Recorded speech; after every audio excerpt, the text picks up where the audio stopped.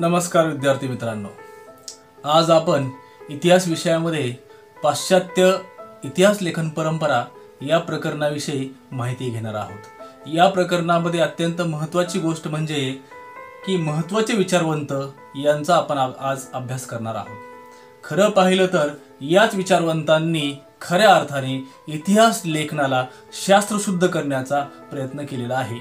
याच्यामध्ये महत्त्वाचे विचारवंत म्हणजे रेने देकार्त, व्हॉल्टेअर, हेगेल, त्यानंतर आहे लिओपोल्ड रांके आणि अत्यंत महत्त्वाचा विचारवंत म्हणजे तो आहे कार्ल मार्क्स।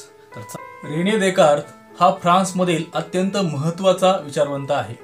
रेने देकार्तने सर्वात महत्त्वाची भूमिका कोणती मांडली असेल तर ती आहे की कागदपत्रांची विश्वासार्हता जोपर्यंत सिद्ध होत नाही तोपर्यंत इतिहास लेखनामध्ये त्याचा समावेश करता येणार नाही, अशी महत्त्वाची भूमिका या ठिकाणी रेने देकार्त यांनी मांडलेली आहे। एखादी गोष्ट निसंशयरित्या जोपर्यंत सिद्ध होत नाही तोपर्यंत ती गोष्ट आपल्याला इतिहासाचा पुरावा म्हणून घेता येणार नाही, अशा प्रकारचे आग्रहाचे मत त्यांनी त्याच्या प्रसिद्ध ग्रंथामध्ये डिस्कोर्स ऑन द मेथड या ग्रंथामध्ये त्याने मांडलेले आहे। रेने देकार्त याने दर्शनशास्त्राला किंवा तत्वज्ञानाला जोपर्यंत विज्ञानाच्या कसोटीवर तपासलं जात नाही तोपर्यंत त्याला गृहीत धरता येणार नाही असं त्यानं मानलेलं आहे। विद्यार्थी मित्रांनो, रेने देकार्त याने महत्त्वाची गोष्ट कोणती सांगितलेली आहे तर इतिहास लेखनामध्ये एखादा पुरावा घेताना पहिल्यांदा त्याच्या संदर्भामध्ये शंका उपस्थित करावी, कारण शंका उपस्थित करूनच पहिल्यांदा त्याच्याविषयी चिकित्सा करावी। जोपर्यंत त्याचा खरे खोटेपणा सिद्ध होत नाही तोपर्यंत आपल्याला ती गोष्ट इतिहास लेखनामध्ये समाविष्ट करून घेता येणार नाही, ही अत्यंत महत्त्वाची गोष्ट त्याने सांगितलेली आहे। विद्यार्थी मित्रांनो, आधुनिक युरोपच्या इतिहासामध्ये महत्त्वाचा बदल घडवून आणणारा विचारवंत आणि इतिहासकार म्हणून व्हॉल्टेअरकडे पाहिलं जातं। व्हॉल्टेअर हा एक नाटककार, उत्कृष्ट कादंबरीकार, एक शास्त्रज्ञ म्हणून त्याच्याकडे पाहिलं जातं। खऱ्या अर्थानं इतिहास लेखनामध्ये वस्तुनिष्ठ सत्य आणि घटनांचा कालक्रम एवढ्यावरच मर्यादित न राहता किंवा एवढ्याच गोष्टीवर लक्ष केंद्रित न करता तत्कालीन परिस्थितीमधील सामाजिक परंपरा, रूढी, व्यापार, शेती अशा सर्वांगीण गोष्टींचा सुद्धा विचार करायला हवा, हा महत्त्वाचा विचार व्हॉल्टेअरने मांडलेला आहे। म्हणजेच काय होईल, याचा अर्थ असा होतो की इतिहास लेखनामध्ये तत्कालीन समाजाच्या सर्वांगीण गोष्टींचा विचार लेखनामध्ये होणे अत्यंत गरजेचं आहे। म्हणून केवळ वस्तुनिष्ठता आणि घटनांचा कालक्रम ठरूनच इतिहास लेखन आपल्याला कदापि करता येणार नाही, हा अत्यंत महत्त्वाचा विचार या ठिकाणी व्हॉल्टेअरने मांडलेला आपल्याला दिसून येतो। फ्रेंच राज्यक्रांतीला वैचारिक अधिष्ठान प्राप्त करून देणारा एक विचारवंत म्हणून व्हॉल्टेअरकडे पाहिलं जातं। खरं पाहिलं तर विद्यार्थी मित्रांनो, फ्रान्समध्ये लुई घराण्याची सत्ता होती आणि त्या ठिकाणी प्रत्येक राज्यांमध्ये स्वतंत्ररित्या राज्यपाल राज्य करायचे आणि त्याच्यामुळे सर्वसामान्य जनतेचे प्रचंड प्रमाणामध्ये लूट व्हायची, शोषण व्हायचं। कारण का तर त्या ठिकाणी असणारे जे राज्यपाल आहेत हे सर्वसामान्य लोकांचे जास्तीचा कर हा त्यांच्यावर लादायचे। म्हणजे केंद्र सरकारचा वेगळा कर आणि राज्यांच्या राज्यपालांचा वेगळा कर आणि त्यासोबतच धर्मपीठ सुद्धा सर्वसामान्य लोकांची लूट करत असे। याच्या विरुद्धामध्ये व्हॉल्टेअरने आवाज उठवला। खऱ्या अर्थानं 100 उंदरांपेक्षा एका सिंहाचे राज्य परवडले, अशा प्रकारचा महत्त्वाचा विचार त्याने युरोपाच्या इतिहासामध्ये मांडला आणि म्हणून हा व्हॉल्टेअर अत्यंत महत्त्वाचा विचारवंत आपल्याला दिसून येतो। इतिहास लेखनामध्ये महत्त्वपूर्ण बदल घडवून आणणारा आणखी एक विचारवंत म्हणजे जॉर्ज विल्यम फ्रेडरिक हेगेल हा होय।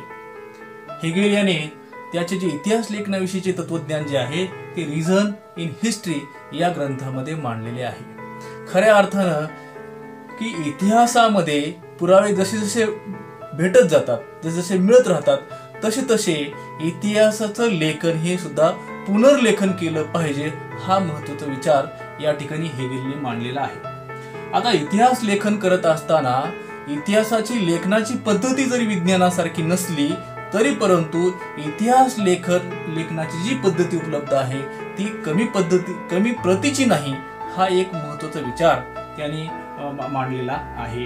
आणि खऱ्या अर्थानं आपण इतिहास लेखन करत असताना पहिल्यांदा पुराव्याविषयी त्याचा विषयी विरोध आपण दर्शवला पाहिजे, म्हणजे आपण सत्यापर्यंत पोहोचू अशा प्रकारची भूमिका या ठिकाणी हेगेलने मांडलेली आहे. आधुनिक इतिहास लेखनाचा जनक म्हणून ज्याचा उल्लेख केला जातो तो आहे लिओपोल्ड व्हॉन रांके.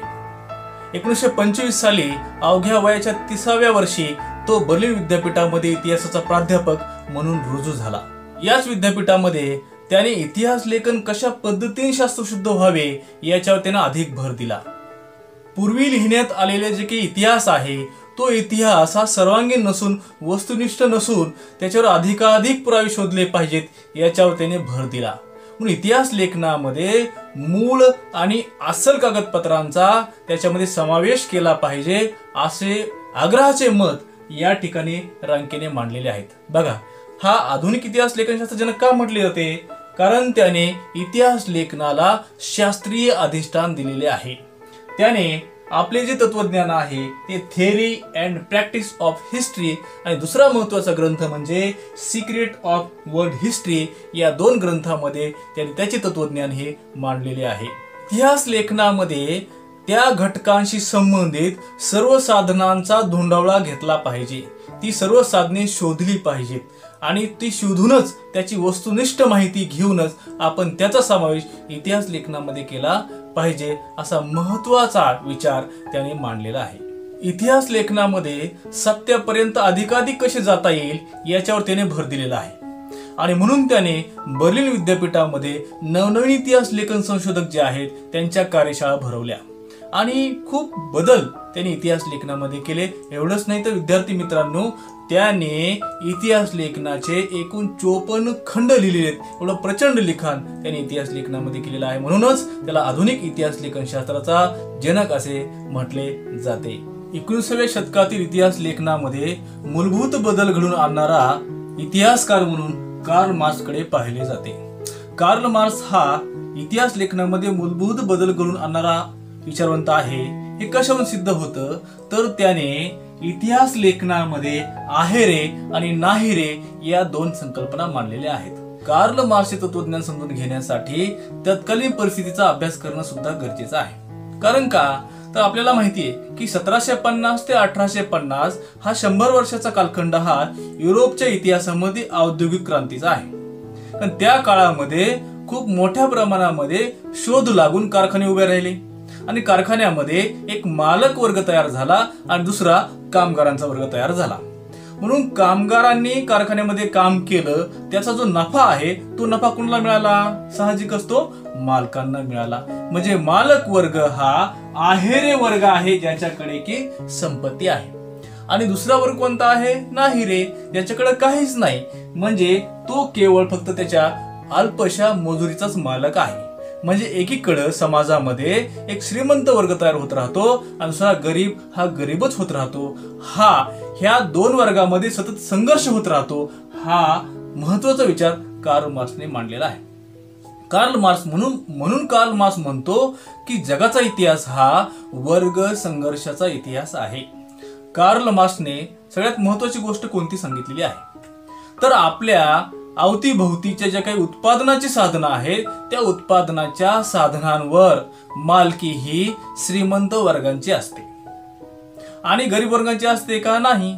तर ह्या 2 वर्गामध्ये सतत संघर्ष होत राहतो. यासाठी त्यानं प्राचीन कालखंडाचा, मध्ययुगीन कालखंडाचा आणि आधुनिक कालखंडाचा संदर्भ दिलेला आहे. प्राचीन काळामध्ये साधारणतः जमीनदार असतील किंवा त्या जमिनीवर राबणारे कुळ असतील, ही 2 वर्ग सांगितलेले आहेत.